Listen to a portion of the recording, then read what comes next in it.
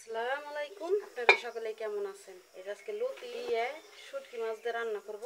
লতি কুইটে এইভাবে ভিজাই রাখবেন লবণ দিয়ে, আর এই যে শুটকি দিয়ে ধইনা পাতা দিয়ে তারপরে আজকে রান্না করব। এই যে লবণ দিয়ে এইভাবে মাখাইয়ে রাইখে দিবেন, তাইলে হইব কি আর সিদ্ধ করা লাগবে না, কারণ আমি লতি সিদ্ধ করব না। লবণ দিয়ে এইভাবে মাখাইয়া রেখে দিতেছি 10 মিনিট, এইভাবে মাখাইয়া রেখে দিই। তারপর 10 মিনিট পরে ধোয়া দিবেন। মিনি খালি ফুচি পারবা আনছে, মাছ মাংস আনছে নাকি। পেঁয়াজ মরিচ আদা রসুন কুইটা নই, বাইটে নই, তারপরে আপনাদের মাঝে শেয়ার করি। পেঁয়াজ মরিচ কাটে নিছি, পেঁয়াজ মরিচ কাটা দেখাইলাম না, কারণ আমি এখন কচুটা কিভাবে ধুমু সেটা দেখাচ্ছি।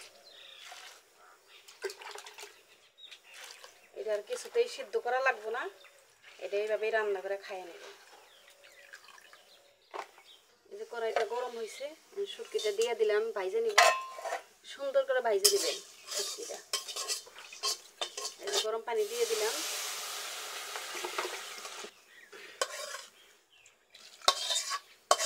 এই যে তেল দিয়ে দিলাম পরিমাণ মতো, পেঁয়াজ দিয়ে দিলাম, কাঁচামরিচ দিয়ে দিলাম, আর এই রসুনটু সেইটা দিয়ে দিব। এই যে কারণ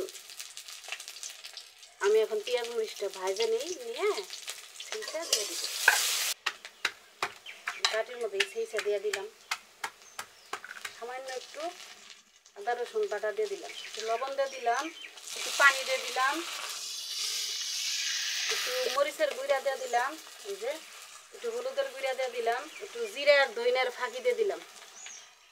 এটা ভালো করে কষানো।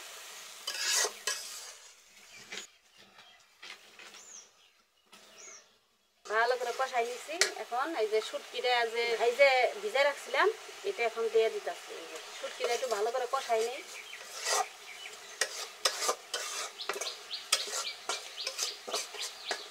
শুটকি দেওয়ার পরে এই যে কচুর লতি দিয়ে দিতেছি। রসুন যে সেইটা রাখছিলাম এটা দিয়ে দিলাম।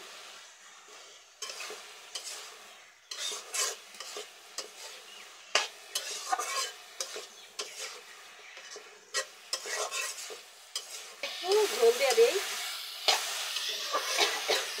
আপনারা লতি যদি গ্রামে এভাবে রান্না চান বা শহরে এভাবে আমার রেসিপিটা ফলো করতে পারেন। একটু পানি দিয়ে দিলাম সিদ্ধ হওয়ার জন্য।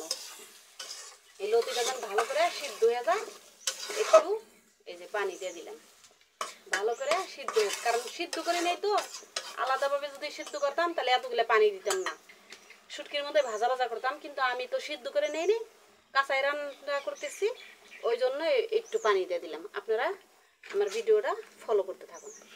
এই যে আমি অন স্ক্রিনে আমি 3-4 বার নাইরা দিছি, দেখেন কি সুন্দর হয়েছে, দেখছেন?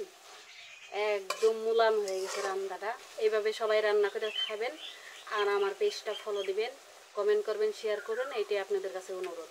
তাহলে রান্না শেষ হোক, আপনারা দেখতে থাকুন। বেশি ধনিয়া পাতা এই যে দিয়ে দিলাম। এখন নাইরা ফেরে একদম রান্না হয়ে গেছে, ভাজা ভাজা হয়ে গেছে। দেখেন